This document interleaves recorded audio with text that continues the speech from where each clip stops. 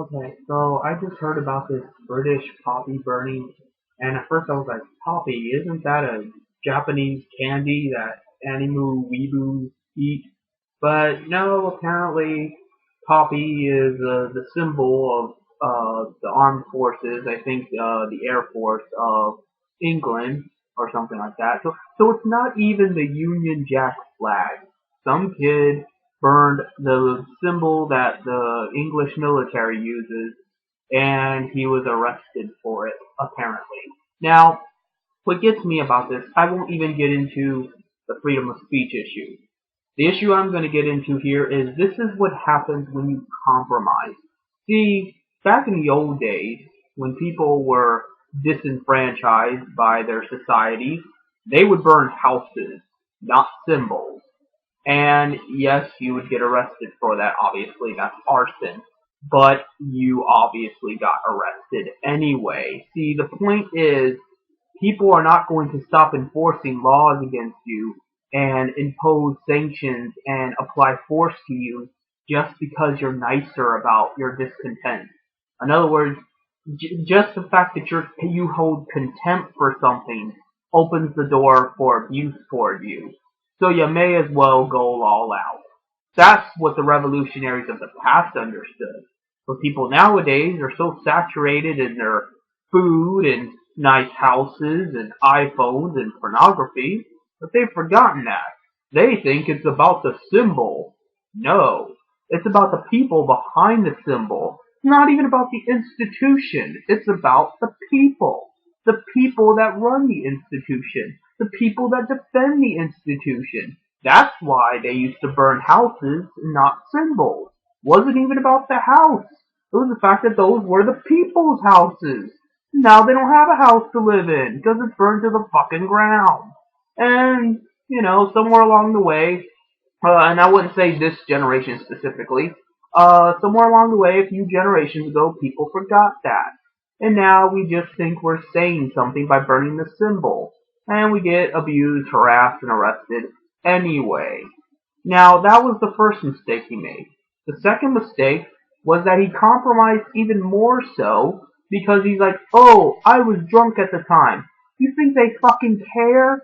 They're just one step away from banning alcohol anyway. They don't fucking care if you were, doped up on pills or if you were drunk, high, whatever. They'll make any excuse in the world to make your life miserable. So you're just demeaning yourself. You are demeaning your message by trying to make it out like, oh, I was drunk. Don't take what I say seriously. Ha ha ha, the British royalty isn't corrupt. Ha ha ha. And then the third mistake he made was that, he took the image down. Like they don't already have it. But more importantly, by taking the image down, you have compromised and said that you were wrong to do this.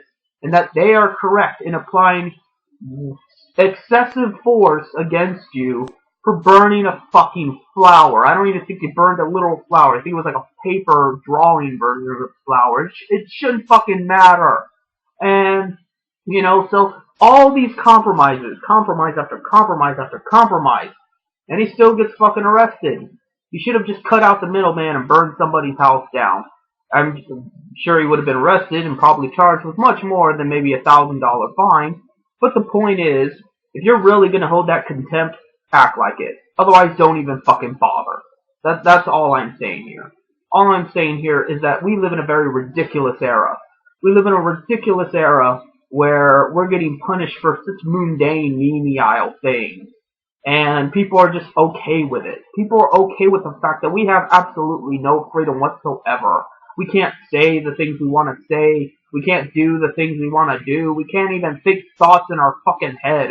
We're not allowed to think or feel or say. We're just supposed to go to work and fucking die.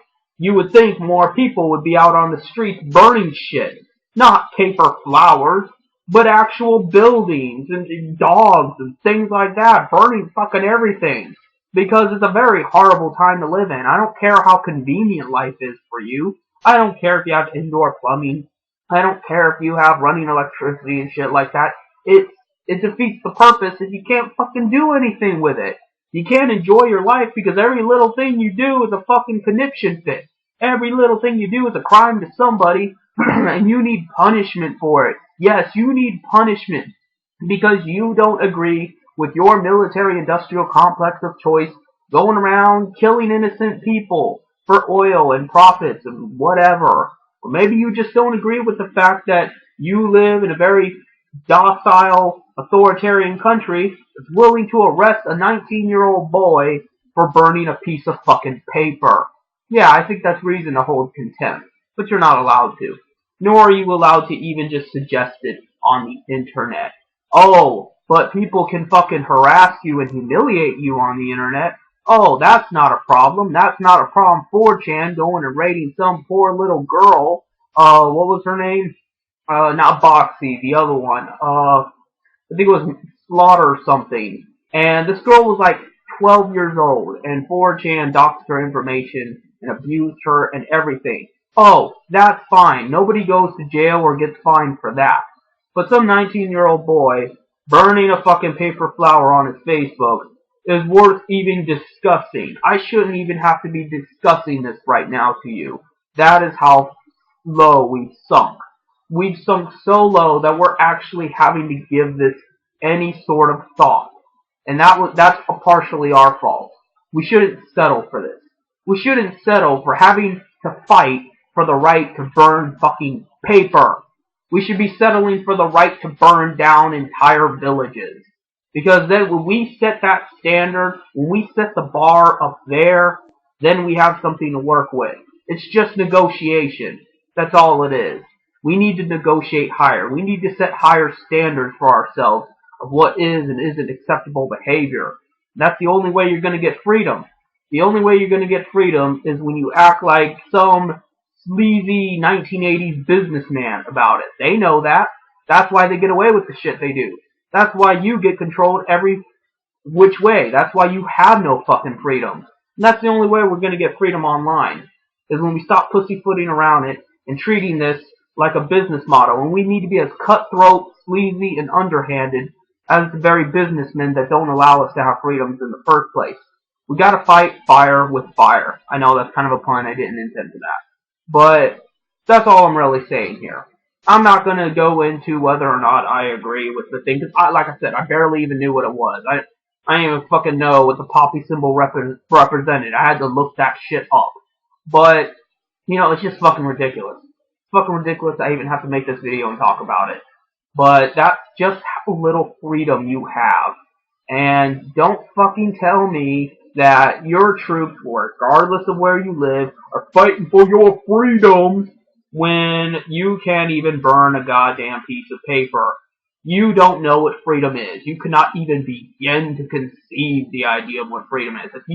If the bar is that low for you, I don't care what the fuck they're dying for. I don't care how horrible their deaths are. I don't care if soldiers come back with missing limbs and traumatic experiences and blah blah blah. I don't fucking care. You can't burn a goddamn piece of paper. You are nowhere near the bar required to consider yourself free.